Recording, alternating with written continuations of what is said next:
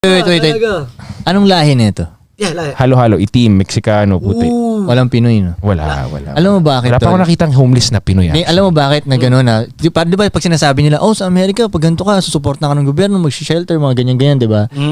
Kaya hindi ko rin nakikita malamang merong Pinoy na gano'n, pero konti. Pero kaya madalas hindi ko nakikita yon kasi nung nakarating ako dun, ayaw mo rin, bilang Pinoy na dugo ka, mayabang ka, Yeah. ayaw mong sabing ganun. tumatanggap ka lang ng ganung pera. Nang galing sa gobyerno na inaayudahan ka, nasa shelter ka.